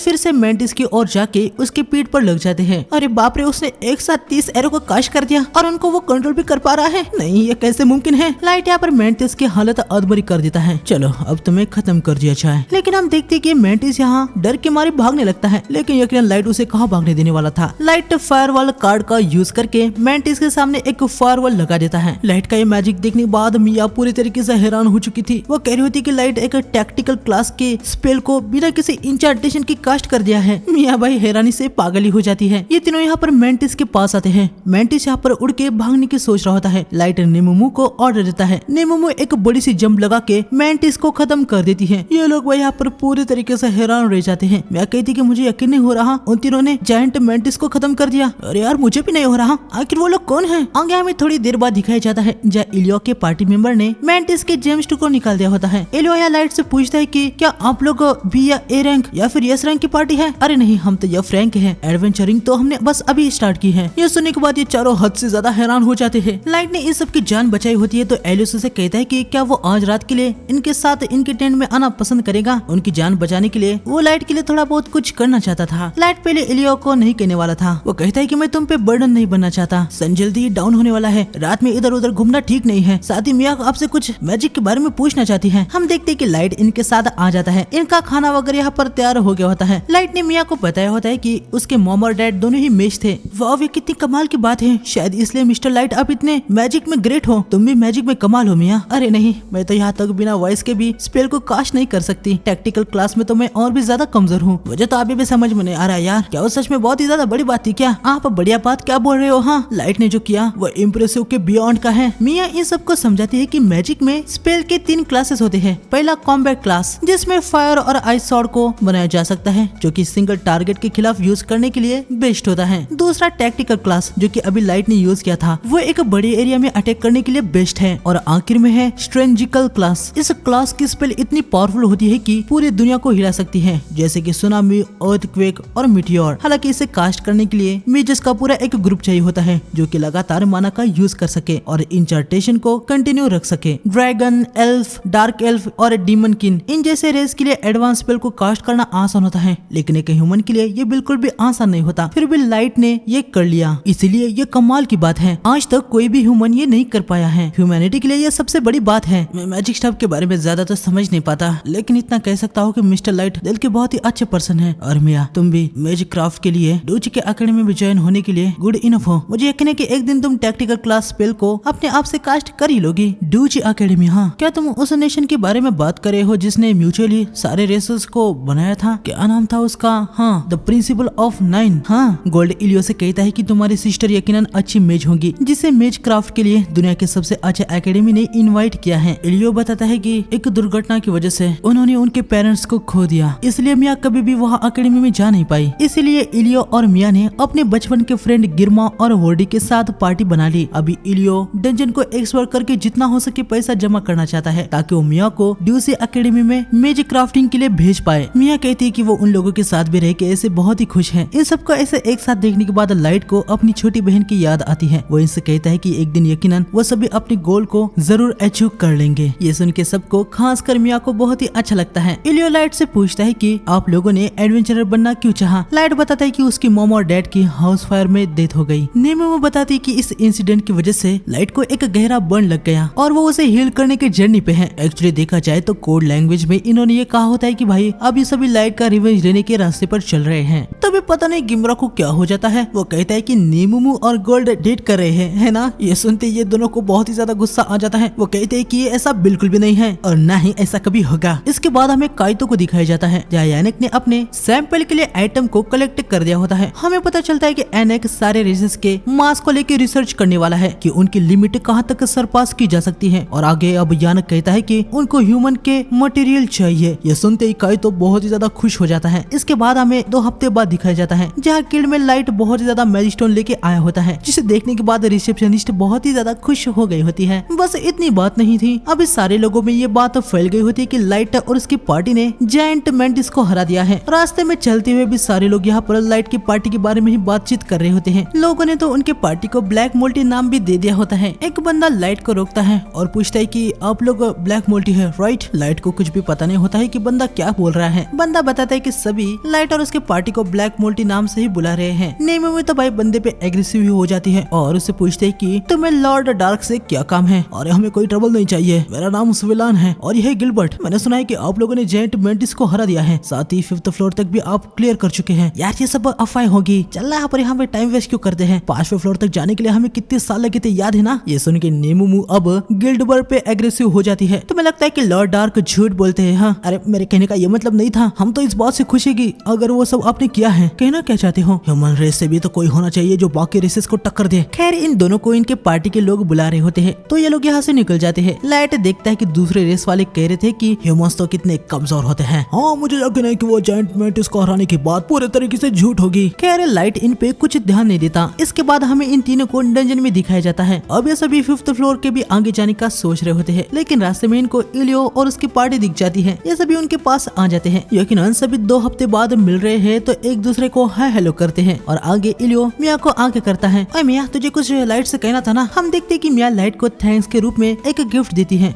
ये क्या है, कुछ ऐसा जो मेरे ग्रैंडफादर ने गुजरने से पहले मुझे दिया था। ये बंस के लिए ऑर्नामेंट है। मिया ने भाई लाइट की उस बात को बहुत ही ज्यादा सीरियस से ले लिया होता है। बस थोड़ा सा ही क्यों ना हो लाइट का दर्द कम हो, इसलिए मिया ने अपने पास के सबसे कीमती चीज उसे दे दी होती है। लाइट भाई बहुत ही ज्यादा हैरान हो जाता है। मिया को लग रहा होता है कि कहीं लाइट को ये गिफ्ट पसंद नहीं आया और क्या वो इसे नहीं लेगा, लेकिन लाइट कहता है कि ऐसी बात नहीं है, उसे गिफ्ट बहुत ही पसंद आया है और वो इसे ले भी लेता है। वो इस गिफ्ट के लिए मिया को बहुत ही थैंक्स कहता है। लाइट भी मिया को कुछ देने वाला होता है। मिया चान मुझे भी फेवर रिटर्न करने दो, ये लो ये मेरी तरफ से तुम्हारे लिए गिफ्ट। वाह ये कितना सुंदर है, पर मैं तुमसे कैसे ले सकती हूँ। तुम्हारे गिफ्ट से सच में मुझे बहुत ही अच्छा लगा, तो प्लीज थैंक के रूप में इसे ले लो। मिया अपने भाई की तरफ देखती है, वो उसे हाँ कहता है। मिया गिफ्ट को लेके पहन लेती है और लाइट को इसके लिए थैंक्स कहती है। आगे हमें रात में दिखाया जाता है जहाँ नीमू लाइट से पूछते है कि मिया को वो एस रैंक वाला ब्रेसलेट देना क्या वो ठीक था। नीमू को लग रहा होता है कि मिया ने पता नहीं लाइट को क्या दिया, लेकिन उसके बदले उसको एक एस रैंक का आइटम मिल गया। नीमू यहाँ पर भावना को उतना समझ नहीं पाती। लाइट उसे कहता है कि वो ब्रेसलेट को मिया को देने से उसे बिल्कुल भी बुरा नहीं लगा। गोल्ड यहाँ पर समझदार होता है। वो लाइट से कहता है कि आपने जो आइटम उसको दिया है वो अगर कोई स्ट्रॉन्ग विश करती है तो उसकी विश को मिरेकली पूरी कर देता है। मैं समझ गया कि लॉर्ड आपने वो आइटम उस लड़की को क्यों दिया। आगे हमें इनको पता नहीं 5th फ्लोर के कितने आगे तक दिखाया जाता है। यहाँ पर हर तरफ बर्फी होती है। इनको यहाँ पर कोई भी ह्यूमन या दूसरे रेस के कोई भी नहीं दिखते। लाइट इन दोनों को यहाँ पर 80s को हंट करने को कह के टेलीपोर्ट का यूज करता है और किंगडम में आ जाता है। ये चारों भाई ऑलरेडी इसका वेट ही कर रही होती है। आगे में लाइट को चाय देती है और पूछती है कि सरफेस पे चीजें कैसी चल रही है। लाइट बताता है कि सब कुछ मस्त चल रहा है, साथ ही सरफेस पे उसकी कुछ अच्छे लोगों के साथ मुलाकात भी हो गई है। खैर लाइट यहाँ पर अपने नेक्स्ट रिवेंज टारगेट पे खोज चल रही है, वो जानने के लिए आया होता है, जो कि है एल्फ शशा। आगे हमें 3rd फ्लोर पे स्विल गिलबर्ट और उसकी पार्टी को दिखाया जाता है। तो गिलबर्ट तुम्हारा क्या कहना है? हाँ किस पे? यकीनन ब्लैक मोल्टी पे। अच्छा वो लोग, जैसे कि मैंने सुना है जो मास्क पहने हुआ था उसने जायंट मेंटिस को हराने के लिए एक टैक्टिकल क्लास की स्पेल को क्रैश किया था, वो भी बिना इंचेंटेशन के। लेकिन सुनने से ये एकदम बकवास और मजाक लगता है। उसके साथ एक पर्सन भी थी, उन्होंने अपनी आंखों से ये सब देखा है और कहा है। सच में? मतलब ये कोई अफवाह तो नहीं है? अगर ये सच में सच है तो वो लेजेंडरी नाइट या एक पुरानी हीरो का रीइंकार्नेशन होगा।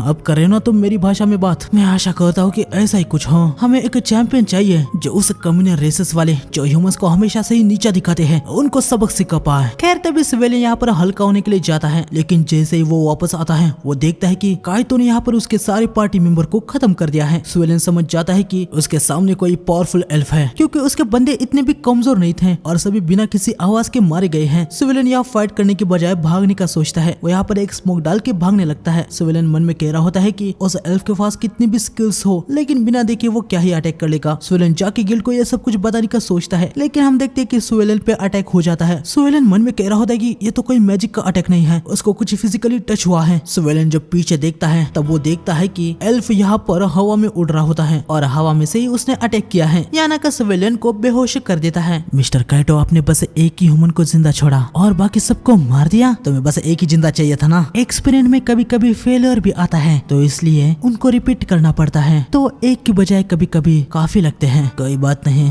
मैं नेक्स्ट टाइम याद रखूंगा। इसके बाद हमें लाइट और इनको दिखाया जाता है जहाँ पर इन्होंने और भी ज्यादा मैजिक स्टोन को लाए होते हैं। नेमो रिसेप्शनिस्ट से कह रही होती है कि लॉर्ड डार्क को अभी इस रैंक में प्रमोट कर दे। रिसेप्शनिस्ट कहती है कि वो नेमो की फ्रस्ट्रेशन को समझ पा रही है, लेकिन ऑलरेडी उसने डार्क को पिछली बार F से D में प्रमोट कर दिया है। भले ही इन्होंने इतने सारे मैजिक स्टोन को लाए हैं, पर इससे डार्क को सीधा यस रैंक में प्रमोट करना ये काफी नहीं है। हालांकि ये लोग एक बड़े मिशन को अभी कर सकते हैं। लाइट पूछते है कि कैसा बड़ा मिशन। इसके बाद हमें सीधा इनको होटल में दिखाया जाता है। रिसेप्शनिस्ट ने लाइट को बताया होता है कि कोई एक एडवेंचरर किलर है, उसको पकड़ना है। वो कौन है इसके बारे में कुछ भी पता नहीं है। गोल्ड यहाँ पर कह रहा होता है कि मास्टर आप अपने कार्ड से ये जो भी एडवेंचरर किलर है उसे ट्रैक कर सकते हैं ना। लेकिन लाइट बताता है कि गाचा से रैंडमली कार्ड आते हैं और यहाँ पे इस जगह पे कोई रेयर कार्ड मिलना ये भी बहुत ही मुश्किल है। लाइट यहाँ पर देखता है कि ये एडवेंचरर किलर सिर्फ ह्यूमंस को ही टारगेट कर रहा है। तभी इन तीनों को यहाँ पर कोई आ रहा ये सेंस होता है। हम देखते हैं कि यहाँ पर एक पोर्टल ओपन हो जाता है जिसके अंदर से यहाँ पर कोई और नहीं बल्कि मिया आती है, जो कि बहुत ही ज्यादा घायल होती है। उसके हाथ में लाइट ने दिया हुआ ब्रेसलेट टूट जाता है। लाइट मिया को बेड पे सुला देता है। मिया बेहोशी में कह रही होती है कि मुझे जल्दी से मिस्टर डार्क को बताना होगा कि क्या क्या हुआ है। लाइट पहले मिया को हीलिंग कार्ड से हील कर देता है। मिया अभी बेहोशी होती है, इसलिए लाइट अपने एक कार्ड का यूज करके मिया की मेमोरीज को देखने का सोच लेता है। Light yes rank card hypnosis का यूज करता है और मिया की मेमोरीज को देखने लगता है। हम देखते हैं कि शाम के वक्त 3 एडवेंचरर्स ने एलियो को बताया होता है कि डंजन में कोई एडवेंचरर किलर है जो कि ह्यूमंस को खत्म किया जा रहा है। एलियो पूछता है कि कोई वो मॉन्स्टर तो नहीं, लेकिन बंदा बताता है कि नहीं, वो कोई भी मॉन्स्टर नहीं है। वो जो कोई भी है वो एक साथ मल्टीपल स्पेल का यूज कर रहा है, वो भी अलग अलग एट्रीब्यूट के साथ। एक मॉन्स्टर ऐसा कभी भी नहीं कर पाता। बंदा जल्दी से इनको डंजन से निकलने को कहता है। ये लोग यहाँ से चले जाते हैं। मिया एलियो से पूछते है कि वो लोग क्या करने वाले हैं। एलियो कहता है कि अभी सभी यहाँ से निकल रहे हैं। आगे रात हो जाती है। ये लोग लगातार बहुत ही चल रहे थे। ये सभी बहुत ज्यादा थक गए थे, इसलिए थोड़ा सा रुक जाते हैं। एलियो मन में कह रहा होता है कि वो लगातार चल रहे हैं, लेकिन अभी तक बाहर जाने के रास्ते के आधे भी वो नहीं पहुंचे हैं। तभी हम देखते कि काइटो और यानिक यहाँ पर आ गए होते हैं। क्या कोई प्रॉब्लम है क्या? ऐसे रात को बाहर घूमना खतरनाक हो सकता है। अरे ये तो वही लोग हैं भाई, अगर इनको न्यूज के बारे में पता नहीं हो तो क्या बात है, कुछ हुआ है क्या? बात ऐसी है कि हमने सुना है यहाँ पर कोई एडवेंचरर किलर है जो कि ह्यूमंस को खत्म कर रहा है। यहाँ भी खतरा है, तो हमारे साथ आप लोग भी डंजन के बाहर चलिए। अच्छा तो ये बात है। हाँ वही तो मैं सोचूं कि अचानक से एडवेंचरर यहाँ पर कम क्यों दिखाई देने लगे हैं। ये लोग इनको अपना असली चेहरा दिखाते हैं। एलियो समझ जाता है कि ये एडवेंचरर किलर्स है। सभी बहुत ही ज्यादा पैनिक हो जाते हैं। एलियो मिया से कहता है कि वो यहाँ से भाग जाए, वो इनसे फाइट करेंगे, तब तक वो यहाँ से निकल जाए। हाँ क्या सुना मैंने, तुम कचरा कहीं के मुझसे लड़ोगे। हाँ एलियो अटैक करने के लिए जाता है, लेकिन काइटो उसे स्लैश मार देता है। ये देखने के बाद मिया बहुत ही ज्यादा पैनिक हो जाती है। आगे दोनों अटैक करने के लिए जाते हैं, लेकिन काइटो इन दोनों को भी स्लैश मार देता है। मिया डर के मारे घुटने पे आ जाती है। वर्डी मिया से कह रहा होता है कि वो जल्दी से यहाँ से भाग जाए। हम देखते कि इन लोगों को इतना घाव लगने के बावजूद मिया को बचाने के लिए दोनों खड़े हो जाते हैं और फिर से काइटो पे अटैक करने के लिए जाते हैं। मिया इनको चिल्ला के रुकने को कहती है। काइटो इनको स्लैश मार के इनको यहाँ पर खत्म कर देता है। हाँ मिस्टर काइटो, अगर वो मर जाते हैं तो मैं उनको अपने एक्सपेरिमेंट के लिए यूज नहीं कर पाऊंगा। चुप रहो, मैंने तुमसे पहले ही कहा है ना, जो कोई भी मुझसे फाइट बैक करने की कोशिश करेगा मैं उसे खत्म कर दूंगा। हाँ लेकिन आपने बहुत को ऑलरेडी खत्म कर दिया है, लेकिन अभी एक बचा है ना, वो देखो। हाँ ह्यूमन में यकीनन काफी वैल्यूएबल होते हैं, लेकिन वो यंग बॉयज भी काफी काम आते हैं। ठीक है मैं आगे से ध्यान रखूंगा। काइटो यहाँ पर मिया के पास आता है। इसके इरादे कुछ ठीक नहीं होते। वो कह रहा होता है कि वो मिया के साथ थोड़े मजे करना चाहता है। ये सुनने के बाद मिया बहुत ही ज्यादा पैनिक हो जाती है। मिया काइटो को दूर रहने को कह रही होती है। काइटो कह रहा होता है कि उसे डरने की क्या ही बात है। हाँ वो एक फ्यूचर लेजेंडरी हीरो है जो मिया को उसके मजे के लिए यूज कर रहा है। ये तो मिया के लिए ऑनर की बात होनी चाहिए। मिया बहुत ही ज्यादा पैनिक हो जाती है। तभी हम देखते कि एलियो उठ जाता है और वो मिया को भागने को कहता है। काइटो हैरान हो जाता है कि इतना घाव लगने के बाद भी एलियो जिंदा कैसे है। यानक तो यहाँ पर काफी ज्यादा खुशी हो जाता है कि एलियो जिंदा है। वो काइटो से कहता है कि उसे एलियो किसी भी हालत में जिंदा चाहिए, उसके एक्सपेरिमेंट के लिए वो भी कमाल का है। एलियो यहाँ पर मन में कह रहा होता है कि मैं लगभग डेड ही हूँ, लेकिन कोई भी फर्क नहीं पड़ता, मुझे मिया को किसी भी हालत में बचाना है। मिया अपने भाई को देखती है। यकीनन मिया उसे ऐसे छोड़ के नहीं जाना चाहती, लेकिन उसके पास अभी कोई भी रास्ता नहीं होता। मिया यहाँ से भागने लगती है। एनक कहता है कि वो जाके तुरंत लड़की को पकड़े। काइटो मिया की तरफ जाने लगता है, लेकिन एलियो आके उस पर अटैक करता है, पर काइटो उसे ब्लॉक कर देता है। बैटल क्रिएटिविटी और स्किल से होती है, मुझे अपने दिमाग का यूज करके मूव्स करनी होगी। हाँ क्या बड़बड़ कर रहा है बे। शील्ड डिफेंस के लिए यूज होती है और स्वॉर्ड ऑफेंस के लिए। एलियो ये सब गोल्ड ने बताई हुई बातों को याद कर रहा था। गोल्ड ने कहा था कि शील्ड के साथ डिफेंस और स्वॉर्ड के साथ अटैक करना ये कोई गलत नहीं है, लेकिन ये हमेशा ही बेस्ट नहीं है। एलियो यहाँ काइटो पे अपनी स्वॉर्ड मार के फेंकता है, जिससे काइटो डॉज कर लेता है, लेकिन एलियो यहाँ पर एक अनएक्सपेक्टेड मूव करता है, जो कि है शील्ड से अटैक करना। एलियो काइटो को अपनी शील्ड से हिट कर देता है, जिससे काइटो नीचे गिर जाता है। काइटो भाई यहाँ पर पूरी तरीके से हैरान रह जाता है। एलियो उस पे हंसने लगता है। लो सर कहीं के तुम घटिया ह्यूमन कहीं के। काइटो अपनी स्वॉर्ड की पावर से एलियो पे अटैक कर देता है, जिससे एलियो को अभी बहुत ही तगड़ा डैमेज हो जाता है। साले कमीने कहीं के, कोई कोई भी मेरे इस मैजेस्टिक फेस को हिट नहीं कर सकता। मैं तुम्हें मौत से भी दर्दनाक दर्द दूंगा। मिस्टर काइतो रुक जाइए, आपको अभी जाके जल्दी से उस लड़की को पकड़ना होगा। अगर गिल्ड और बाहर के लोगों को पता चला कि हम यहाँ पर क्या कर रहे हैं तो हम बड़ी मुश्किल में हो जाएंगे। इतने समय से हम जो कर रहे हैं वो सब कुछ पानी में मिल जाएगा। हमें मिया को दिखाया जाता है जो कि अपनी पूरी जान लगा के भाग रही होती है, लेकिन काइतो उसके पास आ ही जाता है। काइतो को ऐसे उड़ते हुए देख के मिया बहुत ही ज्यादा हैरान हो जाती है। काइतो कहता है कि वो एक साथ मल्टीपल ब्लेड्स को क्रिएट कर सकता है और उनको कंट्रोल भी कर सकता है, क्योंकि उसके पास एल्फ किंगडम की फैंटमा class weapon the legendary sword grandiose है। ये जानने के बाद मिया बहुत ही ज्यादा पैनिक हो जाती है। काइतो उसके पास आ रहा होता है। वो कहता है कि तुम्हारे जैसे ह्यूमन को पकड़ना मेरे लिए चुटकी भरा काम है, लेकिन मिया अपना जरा सा होश संभालती है। वो अपने मन में कहती है कि उसके भाई और फ्रेंड ने जो उसको बचाने के लिए टाइम निकाला है वो उसे ऐसे ही वेस्ट नहीं जाने देगी। मिया आइस शॉट से काइतो पे अटैक करती है, लेकिन काइतो अटैक को ब्लॉक कर देता है। उतने में मिया फिर से यहाँ से भाग जाती है। मिया मन में कह रही होती है कि मुझे मिस्टर डार्क के पास जाना होगा, उनको सब कुछ बताना होगा। तभी काइतो मिया पे हिट कर देता है, जिससे मिया नीचे गिर जाती है। भागने की कोशिश करना बेकार है, मैं तुमसे कह रहा हूँ ना, मैं एक लेजेंडरी हीरो हूँ। तुम कोई लेजेंडरी हीरो नहीं हो। हीरो जितने स्ट्रॉन्ग होते हैं वो लोगों के प्रति उतने ही काइंड होते हैं, जैसे कि मिस्टर डार्क। तुम बस अपने से कमजोरों पे वार करते हो। ये सुनने के बाद काइतो थोड़ा सा पैनिक सा हो जाता है। हमें देखने को मिलता है कि एल्फ किंगडम में काइतो की कोई भी औकात नहीं थी, सब उसे नीचे नजरों से देखते थे। उसके लेवल की लिमिट, इस पे भी लोग उसे बहुत ही ज्यादा चिढ़ाते थे। काइतो को व्हाइट नाइट से भी हटा दिया गया होता है। मिया कहती है कि तुम कुछ नहीं, बस एक लूजर हो। काइतो को बहुत ही ज्यादा गुस्सा आ जाता है। वो मिया पे अटैक कर देता है। मिया मन में कह रही होती है कि मैं नहीं मर सकती, मुझे कुछ भी करके सर्वाइव करना होगा। उन्होंने मेरे लिए अपनी कुर्बानी दी है, मुझे मिस्टर डार्क के पास जाना ही होगा और उनको सब कुछ बताना होगा। तभी ब्रेसलेट की पावर एक्टिवेट हो गई होती है और मिया यहाँ पर आ गई थी। क्या क्या हुआ है सब देखने के बाद लाइट को काइतो पे बहुत ही ज्यादा गुस्सा आ जाता है। इन दोनों ने भी ये सब कुछ देख लिया होता है। लाइट इनसे कहता है कि चलो। यह डंजन में एनक इलियो को हील करता है, क्योंकि उसे वो जिंदा चाहिए था। इलियो यहाँ बच गया होता है। तभी काइतो यहाँ पर आता है। मिस्टर काइतो, आपने लड़की को पकड़ लिया या फिर कहीं आपने उसे खत्म तो नहीं कर दिया? हाँ, लानत है, वो तो यहाँ पर भी नहीं है। मुझे लगा था कि वो अपने फ्रेंड्स को बचाने के लिए यहाँ पर आ गई होगी। हाँ, क्या हुआ? आपने लड़के को खो दिया? आप एक फॉर्मर व्हाइट नाइट है और एक बच्ची ने आपको चकमा दे दिया। अरे वो अचानक से ही गायब हो गई, मैं क्या करूँ? क्या? लेकिन ये कैसे हो सकता है? मुझे क्या पता था कि उस लड़की के पास एक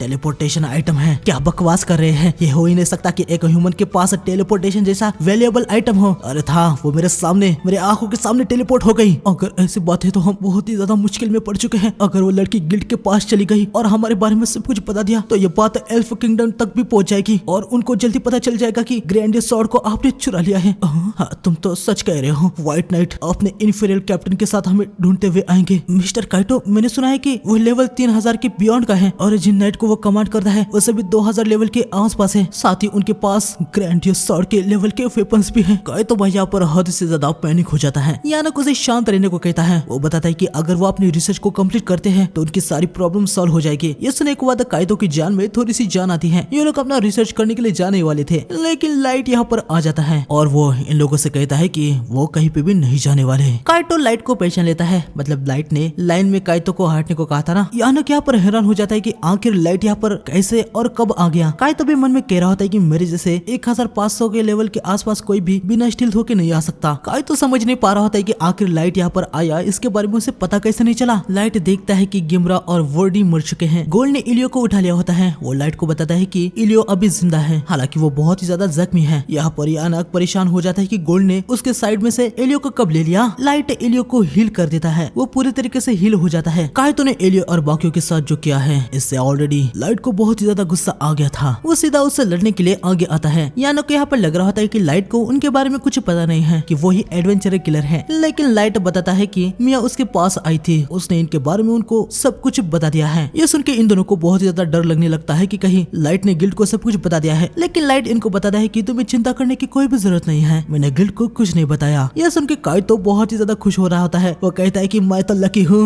मैंने गिल्ड को तुम्हारे बारे में कुछ नहीं बताया, क्योंकि मैं खुद तुमको यहाँ पर खत्म करने वाला हूँ। लेकिन काइतो लाइट की बात को यहाँ पर बहुत ही लाइटली लेता है। उसे लग रहा होता है कि लाइट तो एक ह्यूमन है ना, तो वो उसका क्या ही उखाड़ लेगा। काइतो जाके लाइट पे अटैक करता है, लेकिन लाइट अपने स्टाफ से उसे बहुत ही आसानी से रोक देता है। ये देख के एनक यहाँ पर बहुत हैरान हो जाता है। आगे काइतो लाइट पे लगातार बहुत ही ज्यादा वर्क कर रहा होता है, लेकिन कुछ भी नहीं हो रहा होता। आखिर में लाइट ही बोर होके उसे एक हल्की सी स्ट्राइक मारता है, जिससे काइतो की बैंड बज जाती है। मुझे लगा था कि तुम काफी टफ हो, पर तुम तो बहुत ही कमजोर निकले। अगर मैं और जरा सा फोर्स लगाता तो मैं गलती से तुम्हें मार ही देता। ओए लूजर, चलो हट, तुम घटिया ह्यूमन का ही क्या, बस बहुत हुआ, अब मैं तेरी बैंड बजा दूंगा। यानक यहाँ पर पूरी तरीके से हैरान हो गया होता है कि एक ह्यूमन, वो भी एक बच्चा, काइतो को इतनी आसानी से मात कैसे दे रहा है। है। यहाँ पर काइतो अपनी स्वॉर्ड की पावर का यूज करके लाइट पे अटैक करता है। हम देखते हैं कि ये अलग अलग एट्रीब्यूट के स्पेल्स होते हैं, लेकिन लाइट के लिए ये कुछ नहीं होते। वो इन सभी को आसानी से डॉज कर रहा होता है। तभी काइतो लाइट पे सरप्राइज अटैक करने के लिए आता है, लेकिन लाइट उसे भी ब्लॉक कर देता है। ये देख के यानक मन में कह रहा होता है कि मिस्टर काइतो ने अपनी स्वॉर्ड का यूज करके टेल तो होके उसके पीछे गए, लेकिन फिर भी उस लड़के ने उनके अटैक को झेल लिया। एक ह्यूमन फैंस्टमा क्लास के वेपन को बराबर की टक्कर कैसे दे सकता है। काइतो यहाँ पर पागल हो जाता है। वो लाइट से कह रहा होता है कि तुम चीटिंग कर रहे हो, तुम एक मेज के कपड़े पहने हो पर तुम वॉरियर की तरह लड़ रहे हो। मैं एक मेज हूँ, झूठ मत बोलो, यह नामुमकिन है। कोई भी मेज मेरे से इक्वली फाइट नहीं कर सकता। लाइट आइस स्वॉर्ड को समर करता है और दिखाता है कि वो एक मेज है। हाँ, आइस स्वॉर्ड, वो भी बिना इंचेंटेशन के, ये नामुमकिन है। काइतो फिर से सेम अटैक करता है, लेकिन इस बार आइस स्वॉर्ड उसके अटैक को डिस्ट्रॉय कर रही होती है। यह देखने के बाद ये दोनों ही दंग रह जाते हैं। काइतो फिर से अटैक करता है, लेकिन आइस स्वॉर्ड एक बैरियर की तरह लाइट को कवर कर लेता है। हो गया तेरा। कैसे, आखिर ये कैसे हो सकता है? क्या ये कोई मजाक है? मेरे जैसा एक फ्यूचर लेजेंडरी हीरो एक ह्यूमन से बिल्कुल भी नहीं हार सकता। ओल्ड माइस्ट्रो को हेवन ने ये ग्रैंडियोस स्वॉर्ड दी थी। ये एक होली स्वॉर्ड है जो किसी को भी सरपास कर देती है। मुझे अनबीटेबल होना चाहिए। क्या क्या कहा तुमने माइस्ट्रो? क्या मैंने अभी माइस्ट्रो सुना? तुम्हें इसके बारे में कैसे पता है? हाँ, ये कैसा सवाल है? यकीनन मुझे पता है, क्योंकि मैं माइस्ट्रो ब्लड के साथ पैदा हुआ हूँ। वो मुझे सब माइस्ट्रो कह के बुलाते हैं। तो आज के पार्ट में बस इतना ही था। वीडियो को हाइप कर देना, लाइक कर देना, और नए हो तो चैनल को सब्सक्राइब करके बेल आइकन को ऑल पे सेलेक्ट कर देना। अगर इस वीडियो पे आपने 300 कमेंट जल्दी से कर दे तो इसका पार्ट मैं बहुत ही जल्दी लेके आऊंगा। तो मिलते हैं नेक्स्ट एपिसोड में, तब तक के लिए सायोनारा गाइस।